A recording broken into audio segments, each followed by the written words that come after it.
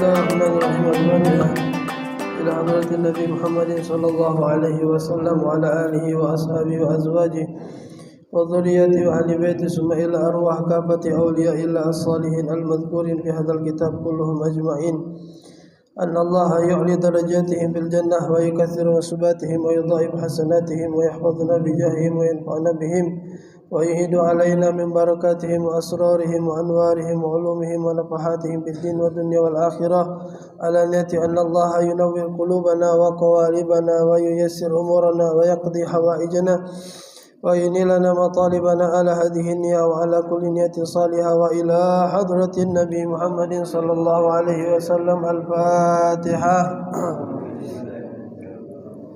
بسم الله الرحمن الرحيم. الحمد لله رب العالمين الرحمن الرحيم مالك يوم الدين إياك نعبد وإياك نستعين اهدنا الصراط المستقيم صراط الذين أنعمت عليهم غير المغضوب عليهم ولا الضالين آمين.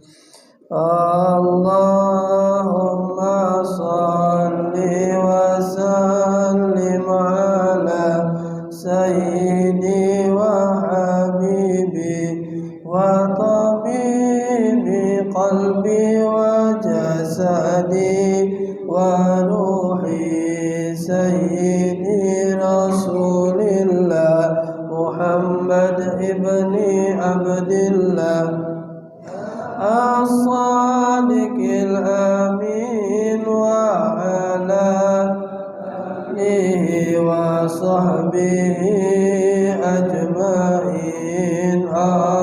اللهم صل وسلم على سيدي وحبيبي وطبيب قلبي وجسدي سيدي رسول الله محمد ابن عبد الله الصادق الأمين وعلى آله وصحبه أجمعين. اللهم صل وسلم على سيدي وحبيبي وطبيب قلبي جسدي وروحي سيدي رسول الله محمد ابن عبد الله الصادق الأمين وعلى آله وصحبه أجمعين والحمد لله رب العالمين. بسم الله الرحمن الرحيم. السلام عليكم ورحمة الله وبركاته. الحمد لله رب العالمين والصلاة والسلام على أشرف الأنبياء والمرسلين سيدنا ومولانا محمد وعلى آله وصحبه أجمعين. سبحانك لا علم لنا إلا ما علمتنا إنك أنت العليم الحكيم وتب علينا إنك أنت التواب الرحيم. اغفر لنا وارحمنا وأنت خير الراحمين فانصرنا على القوم الكافرين. رب اشرح لي صدري ويسر لي أمري واحلل عقدة من لساني يفقه قولي وسدد لساني واهد قلبي بجاه النبي وآل النبي وصحبه والحمد لله رب العالمين.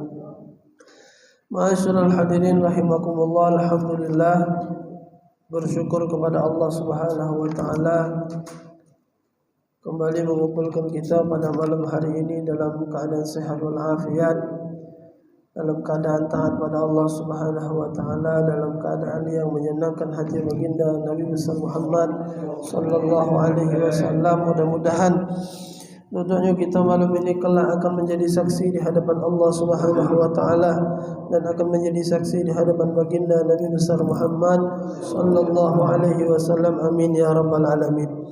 Ma'asyiral hadirin rahimakumullah, melanjutkan pelajaran yang lalu. Qala al-muallif rahimahullah wa nafa'ana bihi wa bi 'ulumihi fid dharain amin. Wadabitul farji kullu ma yusamma farjan sawa'un akana qubulan am duburan min adamiyin aw ghairihi hayyin aw mayyitin. Jadi kemarin sudah kita sampaikan bab tentang perkara yang membuat kita jadi wajib untuk melakukan atau wajib untuk kita mandi. Perkara-perkara yang mewajibkan kita untuk mandi. Jadi mandinya wajib. Apa kemarin sudah kita sampaikan, campur suami istri. Masuknya kepala kemaluan, baik itu ke manusia ataupun ke hewan, hukumnya mandi wajib. Manusia ataupun hewan, maluan depan ataupun belakang, tapi yang depan halal, yang belakang haram. Tetap mandi kalau dua-duanya. Kemudian hayyin au mayyitin, nak dia meninggal, mayit ataupun dia masih hidup. Jadi kita melakukan hubungan itu dengan jenazah sekalipun, mayit sekalipun, hukumnya tetap mandi wajib. Kan dulu pernah ada kisah wong ilmu hitam mungkari kuburan, tapi syaratnya tali pocong atau kain kapan betino yang masih perawan. Syaratnya itu bukan jatuh, bukan yang perawan lian. Jadi setiap ada yang meninggal dia sampai berapa ikut syaratnya itu. Nah sekali hari setan, ya memang kami setan sudah, setan pula masuk, yang dibukanya nih gadis belagak pula, masih putih belagak bersih. Nauzubillah min zalik tadi, sebelum dimbeknya syarat dari dukun itu tadi, kain kapan atau tali tadi, itu disetubuhinya dulu. Disetubuh masih baru dikubur nih kan, disetubuh. Iya dalam kuburan tuh, saking belisnya manusia itu. Disetubuhinya, dan subhanallah Bapak, itu mayit langsung ngomong. Setelah dia melakukan khusnul, itu mayit ngomong, kau sudah buat aku jadi harus mandi besar lagi. Jadi, woi tobat Pak, dia langsung dengar mayit. Apa je mayit ini? Kau sudah buat aku untuk harus mandi wajib sekali lagi. Jadi, ngapa? Kemarin kan sudah dibahas. Ya walaupun dia jenazah tetap mandi. Jadi batal mandi wajib dia. Kan salah satu mandi wajib itu karena meninggal.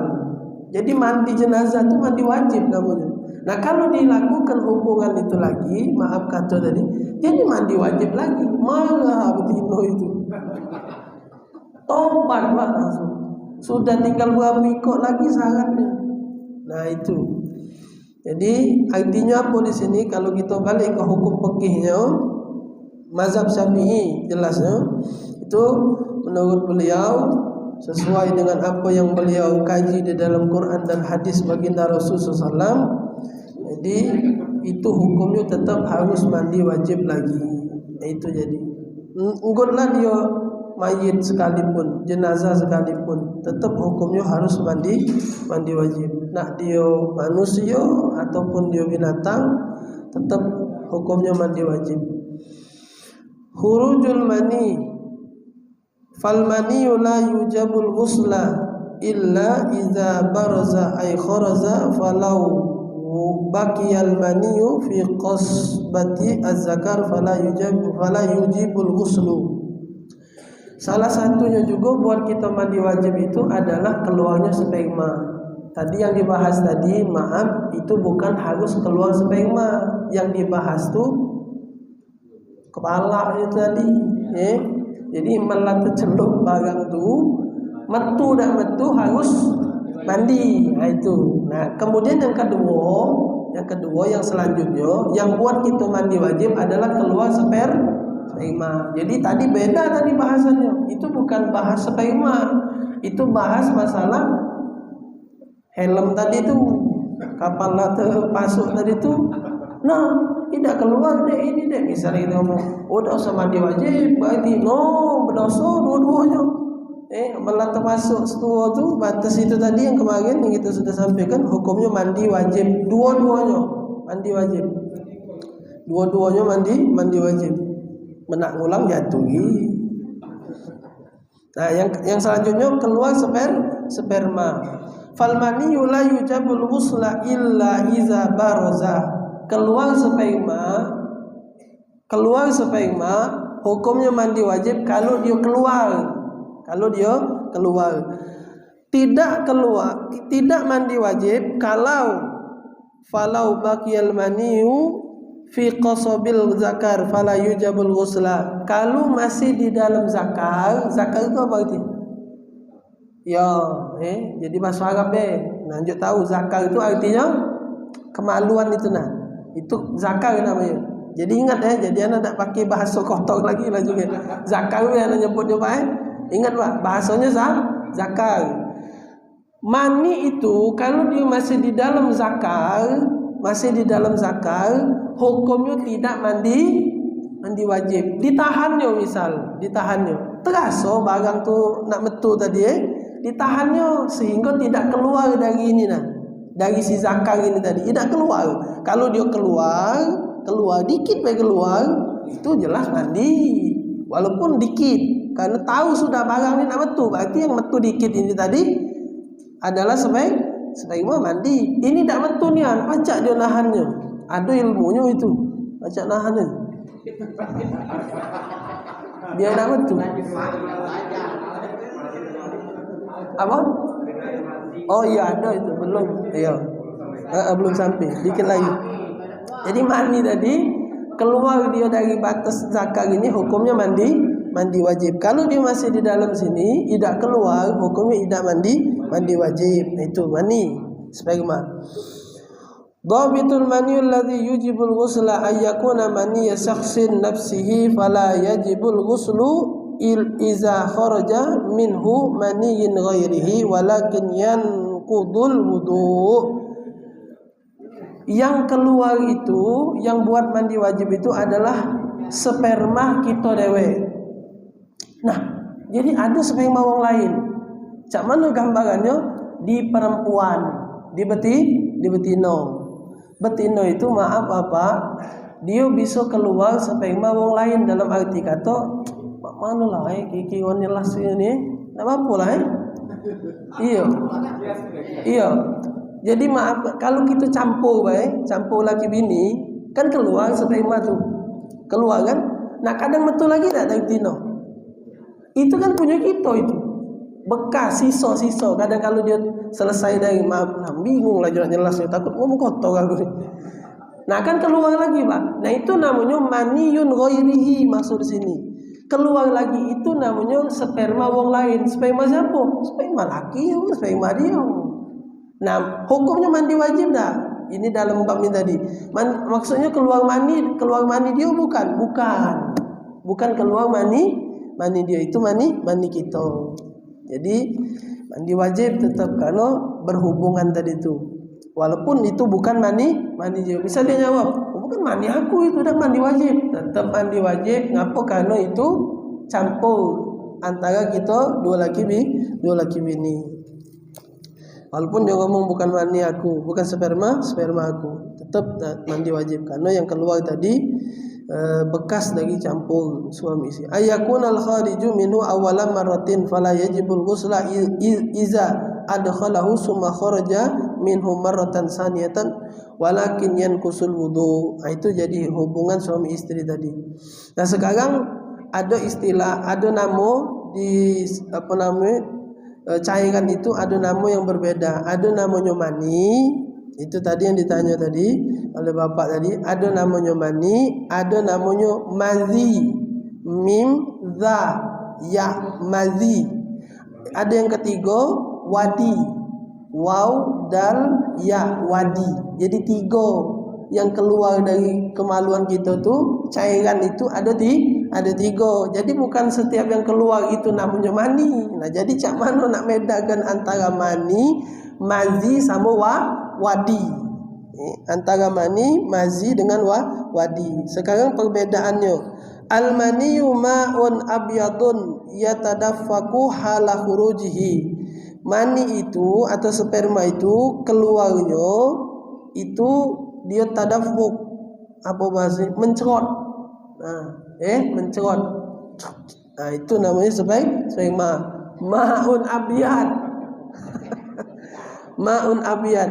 Ya kalau kita jelaskan dengan anak kalau sudah dia balik, ini penting.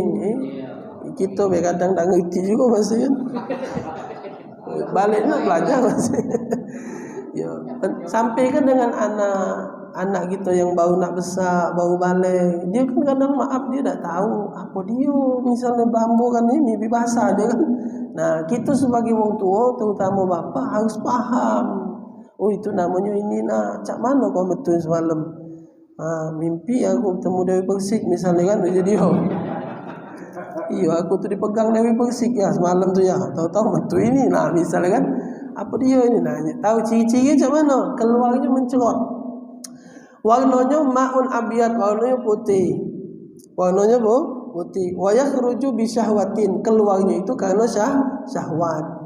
Wa yu'aqabu khurujihi futur, dan setelah keluar mengakibatkan lemas. Nah, itu namanya sperma. Itu ciri-cirinya. Warnanya putih, keluarnya mencerot dalam keadaan syahwat, dan setelahnya mengalami lemas atau basuh futur. Mazi itu apa dia? Ma'un abyad, sama warnanya putih. Warnanya juga tidak beda jauh. Tidak beda jauh. Cuman bedanya raqiqun laziz, dia agak sedikit bening, tidak terlalu butak maituna. Agak bening dan agak encai lah maituna.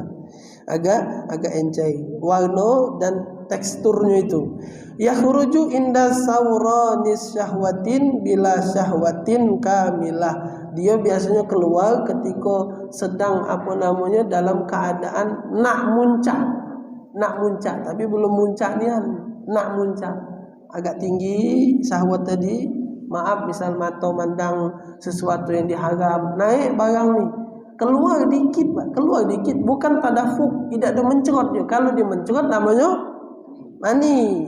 Itu dia keluar lagi dikit di ujung tu, basah. Itu bukan mani, namanya mazi. Namanya mazi. Itu jadi. Yang ketiga namanya wadi. Wadi itu apa? Ma'un abyad, warnanya juga putih, sakhinun kadir, dia lengket dan keruh, agak keruh. Yakhruju ba'dal bol, biasanya umumnya keluar setelah kencing. Setelah kencing kadang keluar, bukan mani itu.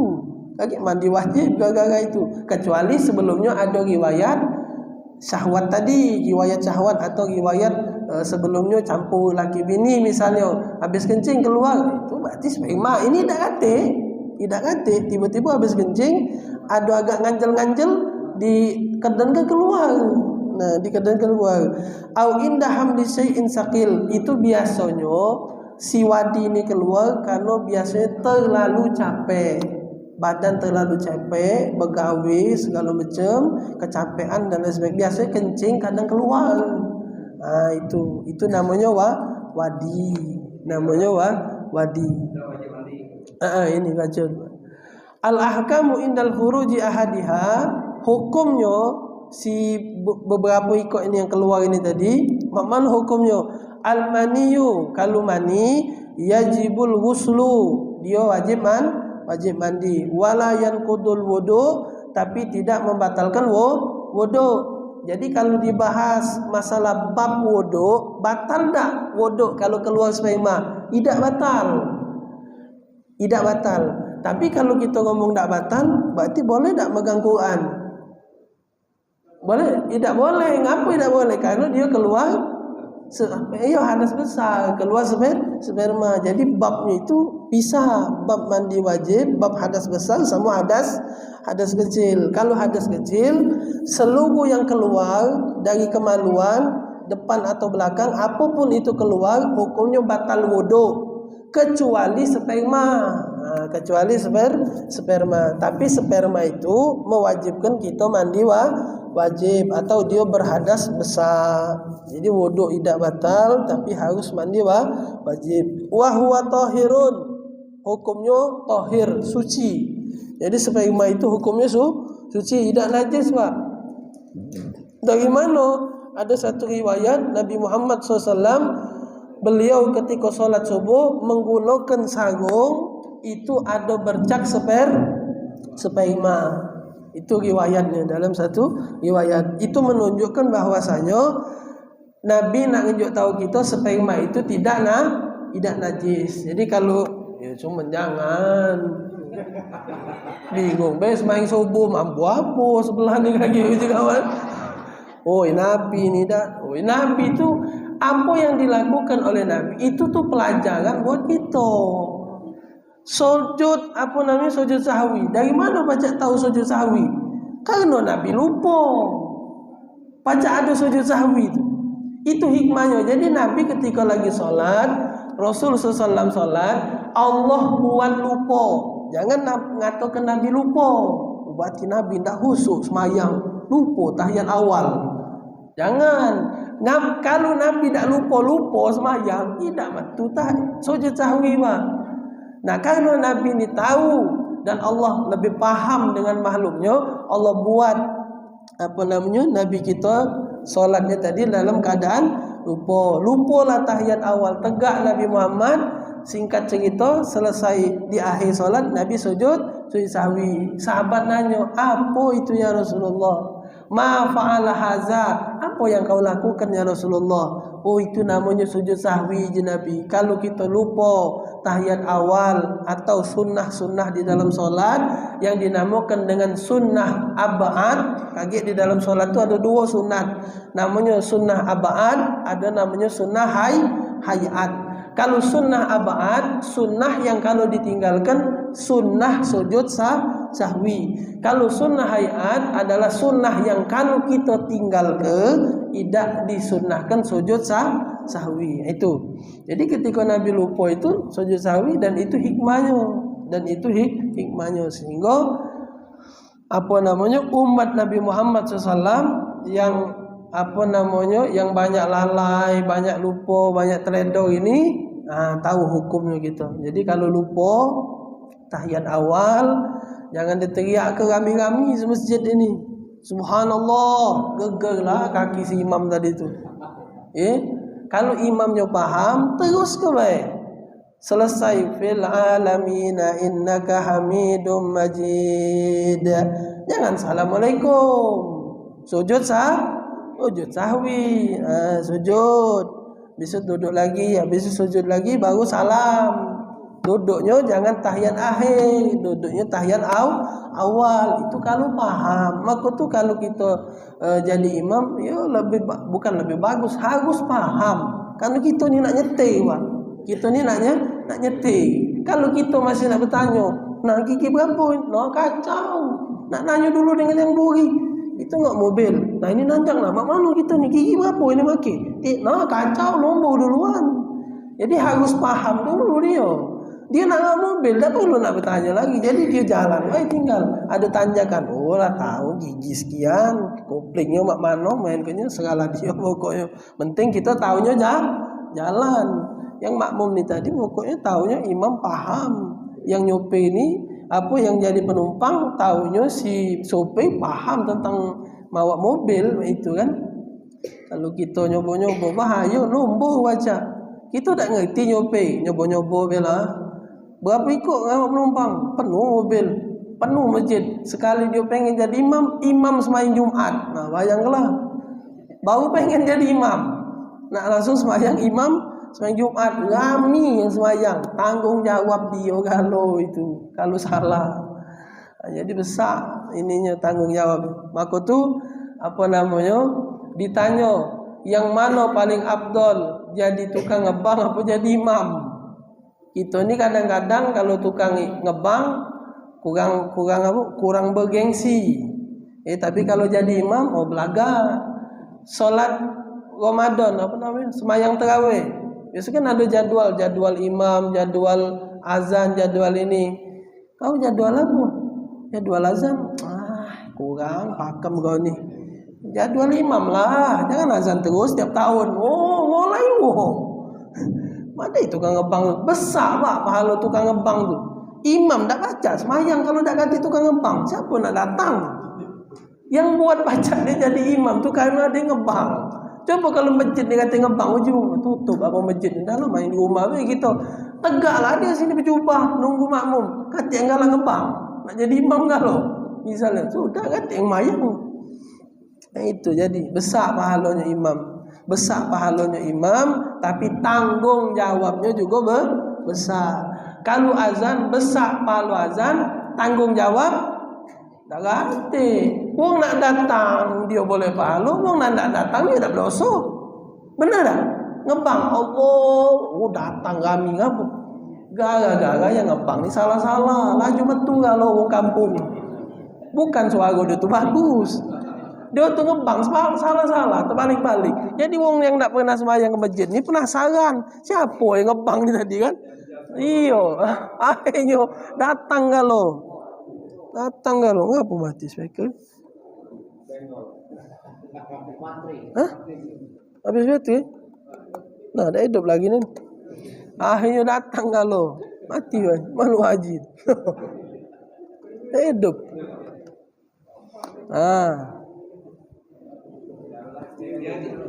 Apa? Tenang bae Ustaz. Iya, tenang bae.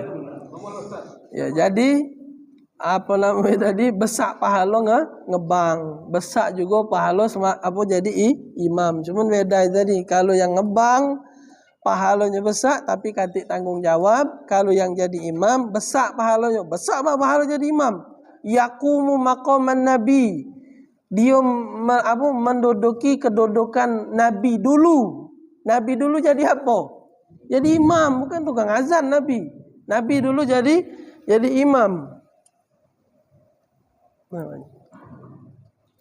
Nabi dulu jadi imam, besar pahalanya. Tapi itu tadi, tanggung jawabnya juga besar. Besar pahalanya. Wong yang di hari kiamat kata Rasulullah SAW akan mendapatkan kemuliaan dari Allah Ta'ala, lehernya panjang. Itu siapa yang lehernya panjang? Ketika di saat itu penuh, tenggelam dengan banyu nana, banyu darah, banyu keringat. Saat itu terberak galau, cuman ada wong yang lehernya panjang, tinggi. Siapa itu? Wong yang ikhlas karena Allah, tiap hari dia galak ngebang. Ikhlas tapi bukan yang tak ikhlas. Maksud tak ikhlas itu misalnya riya, misalnya kan, itu dia terpaksa misalnya kan, tidak ada ikhlas, tidak ada karena hati dia ni memang terpaksa, atau dia tadi riya. Itu tadi balik tadi mana? Jadi hukumnya tadi suci, sperma tadi hukumnya suci, tidak ada najis.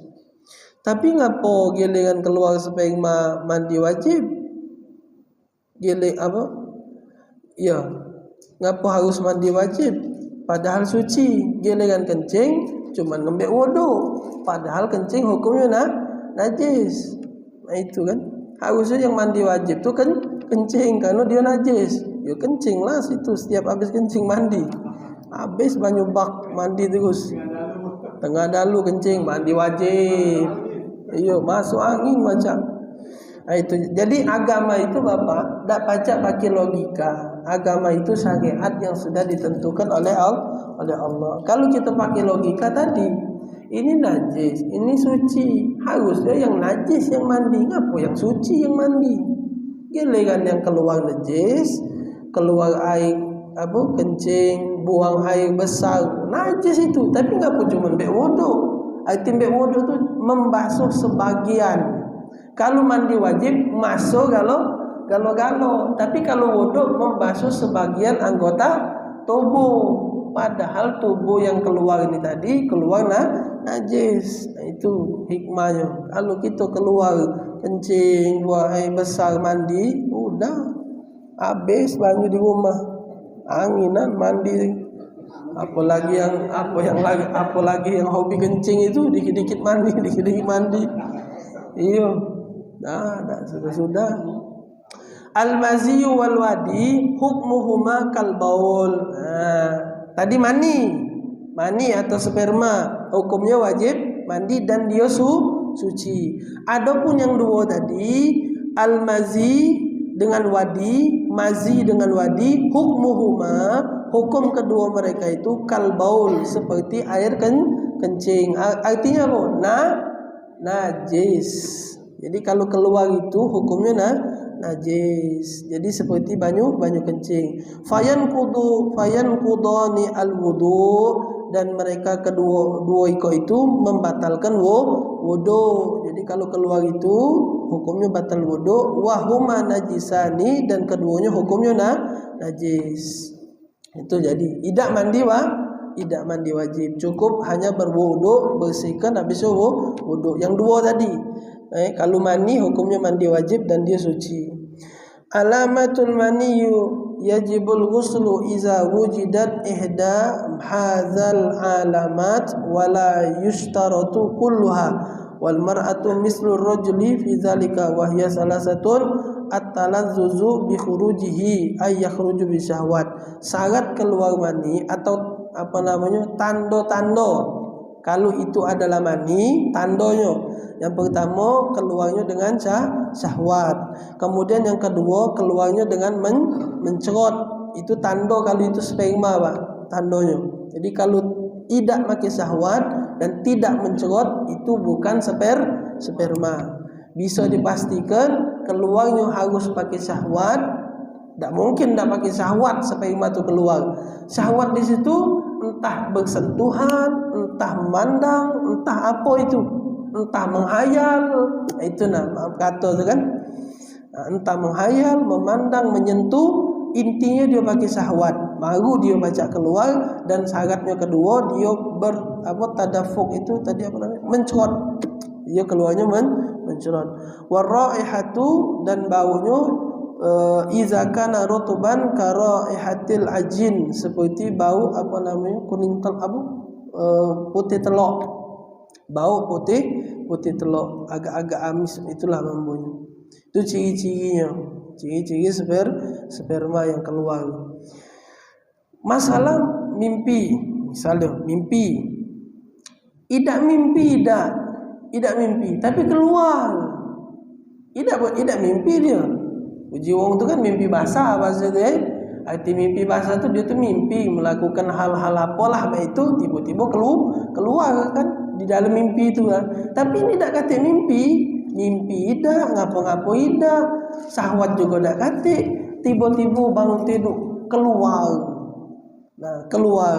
Di sini dikatakan idza kharaja katsiran, kalau dia banyak keluarnya tadi. Kalau dia keluarnya banyak, seperti keluarnya sperma pada umumnya, banyaknya tadi pada umumnya, maka itu hukumnya mani, dan dia harus mandi wajib. Oh, tidak ada pakai syahwat tak? Tidak mimpi juga, tapi keluarnya banyak. Dan jingok tadi ciri-cirinya, baunya juga banyak pula. Di sini dikatakan banyak, seperti umumnya kalau sperma keluar, maka itu hukumnya mandi wajib. Karena sperma itu keluarnya banyak, dan yang dua tadi tidak pacak banyak, dia keluarnya sedikit. Mazi dengan wadi itu tidak banyak keluarnya. Itu jadi kalau dia keluar sperma tanpa ada mimpi dan lain sebagainya, tiba-tiba banyaklah keluarnya, maka itu dihukumkan sperma. Harus kita mandi wajib, harus mandi wajib. Kemudian itu keluar sperma. Kemudian hal yang membuat mandi wajib yang selanjutnya adalah al-haidu, haid, betina ini. Nang kata haid. Fayajibu 'alaiha al-ghuslu ba'da inqita'i damil haid. Wajib seorang perempuan mandi, wajib hukumnya mandi kapan? Ba'da inqita'i damil haid, setelah darah haidnya terputus. Jadi kalau haidnya sudah berhenti baru mandi wajib. Berapa lama haid? Durasi haid itu? Yang pertama al-yawm wa lailah. Ada yang biasanya tu sehari semalam bersih habisnya. Umumnya berapa banyak? 7 hari. 7 hari umumnya, seminggu betina itu. Ada yang sehari selesai, ada, tapi jarang. di sini disebutkan. Ada, tapi umumnya perempuan normalnya itu 7 hari. Paling lama 15 hari. Lebih dari 15 hari namanya darah istihadah atau namanya darah penyakit. Jadi bukan darah haid lagi kalau sudah lebih dari 15 hari. Keluar tu Sarah. Oh nak ke dokter berarti. 15 hari lebih ngocor tu Sarah nak keluar. Itu bukan sperma lah je. Itu bukan darah haid lagi, itu darah penyakit atau dinamakan dengan istihadah. Keluarnya darah penyakit. Jadi tak mungkin lebih dari 15 hari. Kalau lebih dari 15 hari, mangap kita nunggu dia haid baik. 15 hari wajib sedang baik nunggu. Iya. Aku tu. Jadi itu perempuan. Nah, sebenarnya ada bahasan detail, bahkan ada satu kitabnya khusus masalah haid. Haid ini tidak ada semudah yang kita bayangkan, Pak. Dia agak rumit. Agak rumit haid itu. Ada warnanya, tapi di sini tidak diperdalam karena ini khusus fikih umum. Kalau itu khusus dia. Adanya kitabnya namanya kitab tentang bab haid. Kalau kita baca ni bukan tentang masalah haid secara khusus, tapi sekedar pengenalan baik. Jadi adanya pembahasannya. Jadi dia tidak ada semudah yang kita bayangkan darahnya keluar. Bukan. Kadang warnanya berubah. Kadang-kadang stopnya lama, kaget tiba-tiba keluar lagi. Macam-macam dia kaget bentuk, tergantung apa perempuan itu. Jadi beda-beda. Ada yang sebulan lama kaget, hampir nak setahun dah haid. Ada, tidak haid, lagi keluar haid lagi. Tidak hamil lah, bukan hamil. Tidak hamil, tapi tak keluar darah haid. Lama kaget. Oh, lama tak keluar darah haid. Nah itu ada galau pembahasannya. Ada bab, ada kitab khusus pembahasan tentang haid. Jadi siapa perempuan yang tak pernah keluar darah haid? Sayyidah Fatimah, anak Nabi Muhammad sallallahu alaihi wasallam. Maka tu disebut dengan wanita suci kerana beliau tak pernah berhadas besar. Tak pernah berhadas besar artinya tak pernah haid. Itu Sayyidah Fatimah Az-Zahra binti Rasulullah sallallahu alaihi wasallam. Beliau seumur hidup tak pernah mengeluarkan darah haid. Itu jadi. Itu Sayyidah Fatimah suci terusnya. Jadi kan kalau betina ni kalau sudah keluar darah haid tak boleh semayang. Tak boleh semayang. Kalau lanang keluar sperma tadi harus mandi wajib habisnya. Harus mandi wajib, apalagi dia nak semayang. Maaf, malam misalnya keluar sperma, subuh. Oh, jangan bela mandi. Kita ni hadas besar, boleh tak semayang subuh? Mana baca, harus mandi. Dingin, mandi tetap. Baca. Beda dengan betina. Betina tu ada durasinya memang. Sehari semalam paling cepat dan itu sangat jarang kata ulama. Umumnya 7 hari. Nah itu jangka 7 hari itu dah semayang dia. Betina tu. Betina dah semayang. Jadi memang banyak ni yang sudah lanang-lanang ni melok betina kalau. Cuma tak keluar darah haid dia ni. Tak semayang lagi 7 hari tak semayang. Tak pernah ke masjid. Seminggu datang lagi masjid. Uji itu mana haji? Haid tabu. Seminggu dah ke masjid. Kan? Ya seminggu ni anda ke masjid kadang. Misalnya tu. Tiba-tiba ada lagi. Lacak betina pula sudah.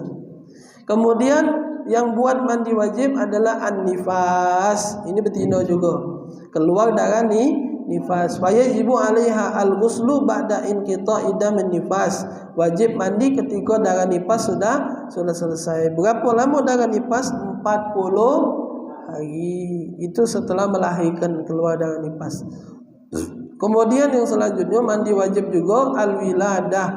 Darah wiladah. Darah wiladah itu darah yang keluar berbarengan dengan saat proses keluarnya bayi. Jadi ketika keluar bayi ada darah yang keluar, itulah namanya wiladah.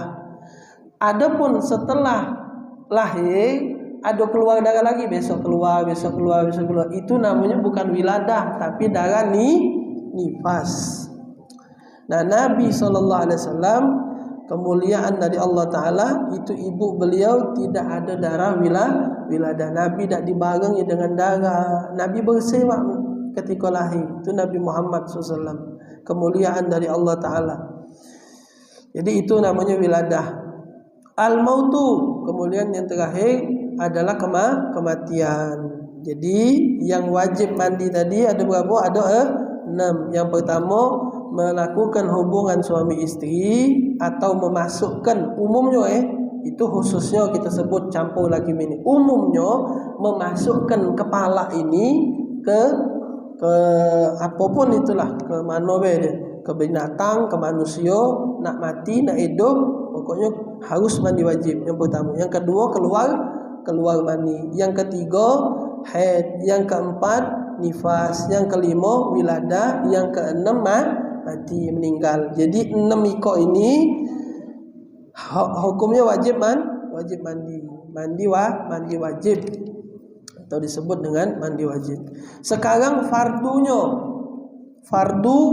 di dalam mandi wajib, artinya sesuatu yang harus dilakukan ketika mandi wajib. Apa itu? Yang pertama, an-niyatu, pasang niat, itu wajib. Niat ini Bapak, setiap apapun harus pakai niat. Setiap apapun, ibadah, khususnya ibadah harus pakai niat. Tak boleh tak pakai niat. Kalau dia tak pakai niat, hukumnya tidak sah. Apapun itu, semayang, ambil wudu, mandi wajib, pergi haji, puasa, zakat, apalagi ibadah. Apapun ibadah, terutama ini lebaran, pergi haji, sikoknya di lebaran di dalam korban pakai niat juga. Bukan nganter-nganter sapi baik ke masjid, ada niatnya juga, berniat untuk kurban. Kurban hukumnya sunnah. Sebutkan kurban sunnah, sebutkan itu. Karena korban itu pacak jadi 2, pacak jadi korban sunnah, pacak jadi korban wajib itu. Jadi pertama adalah niat. Apa niat mandi wajib? Nawaitul ghusla li ghaf'il hadasil akbari an jami'il badani fardu lillahi ta'ala. Aku niat mandi wajib seluruh badan untuk mengangkat hadas besar. Fardu hukumnya wajib karena Allah Subhanahu wa ta'ala. Itu niatnya. Jadi jangan salah niat. Lagi Allah malaka suntu niatnya. Itu doa buku. Iyo bertanya, Ustaz, niat mandi wajib apa dia? Malah tuh sudah bapak ini. Jadi kita tanya dulu kita tuh. Apa dia Pak selama ini niat mandi wajib? Allahumma lakasumtu jadi. Mana kendak kau sanu. Cocoknya lah banyak sudah. Mandi wajib Allahumma lakasumtu. Jadi yang penting bahasa Arab punya. Mana baca bahasa Arab. Itu jadi harus paham, apalagi itu maaf ngomong kadang yang baru-baru pengantin itu paham tak mandi wajib. Yang baru-baru pengantin, aku tuh benar sudah. Anak pengantin kemarin tak tahu pengantin sebelumnya ini kan program pemerintah kali. Itu yang nak pengantin harus belajar dulu di KUA. Belajar. Tidak tahu kalau zaman-zaman bapak-bapak dulu, anak pengantin 2018. Itu anak baru tahu harus belajar ke KUA, diundangnya ke KUA belajar mandi wajib. Karena itu penting Pak, jangan kawin-kawin ke wong bae. Kawin mandi wajib tak baca. Nah itu tak tahu hukum yang haram yang mana, dari mana yang haram, yang mana yang halal. Jangan kayak disangka melabah bini itu halal kalau dah aja. Ada yang haram, ada yang haram. Salah satunya tadi yang Anda sampaikan. Jadi betina kita pengantin itu tidak seluruhnya halal. Ada yang diharamkan oleh Allah Ta'ala. Walaupun dalam kalimat Allah Ta'ala dalam Quran, fa'tu harsakum anna syi'tum, datangi istri kalian dari mana berserah kamu. Dari mana, bukan dari samping, dari buri, dari mana serah. Bukan tapi itu maka tu kalimat tu jangan salah. Itulah Bapak ngapa gitu kalau baca terjemahan Quran itu kan terjemahan datangilah dari, harus paham kalimat Allah itu, firman Allah itu harus paham. Dari itu artinya posisi, maksudnya itu segala mana wae. Memang ada yang diharamkan oleh Allah Ta'ala, itu posisinya, yang tidak boleh dicampuri kata Rasulullah Sallallahu Alaihi Wasallam. Yang pertama niat, itu dari niat. Baca niat jangan besar-besar dalam kamu mandi, dalam hati wae. Dalam kamu mandi tidak usah besar-besar baca niat, karena kaki ada ta'awuznya, misal ada bismillahnya, ada kalimat fardu lillahi ta'alanya, kan ada nama Allahnya. Jadi dalam hati niat. Kemudian yang kedua, syaratnya adalah membasuh seluruh badan. Jadi mandi wajib itu cuma dua. Yang pertama niat, yang kedua ta'mimul badan bil ma', meratuhkan air ke seluruh badan. Itulah yang dinamakan mandi wajib. Jadi beda antara mandi yang lain dengan mandi wajib. Apa bedanya? Yang mandi wajib harus pakai niat dan meratuhkan seluruh badan. Kalau mandi yang lain jepang-jepang bae. Tapi kalau mandi wajib ta'mimul badan. Mandi kaki ada sunnah-sunnahnya, dari kanan berapa kali, kiri 3 kali. Intinya harus rata. Siram, gosok. Yang susah-susah dijangkau oleh banyu. Nah, kuku, nah siram, nah kuku, nah letek-letek kemainnya. Nah, lepit-lepitan, nah kelek badan, nah gosok itu. Jangan siram-siram Itulah bedanya mandi wajib dengan mandi biasa. Kalau mandi biasa jebak-jebuk bae, tapi kalau mandi wajib harus digosok karena nak dirata kena. Seluruhnya harus digosok. Itu jadi hukum mandi wajib, fardu di dalam mandi wajib. Tidak ada banyak, cuma 2. Niat dengan meratakan air ke seluruh badan. Mungkin itu yang bisa disampaikan. Insyaallah disambung lagi di pertemuan akan datang. Wallahu a'lam bissawab. Bismillahirrahmanirrahim. Alhamdulillahirabbil alamin. Allahumma shalli wa sallim ala sayyidina Muhammad wa ala ali sayyidina Muhammad. Allahumma aghnina bil ilmi wa zayyina bil hilmi wa akrimna bit taqwa wa jammilna bil afiyah ya arhamar rahimin. Rabbana atina fid dunya hasanah wa fil akhirati hasanah wa qina adzabannar. Sallallahu ala sayyidina Muhammadin nabil ummi wa ala alihi wa sahbihi sallam. Walhamdulillahirabbil alamin. Assalamualaikum warahmatullahi wabarakatuh.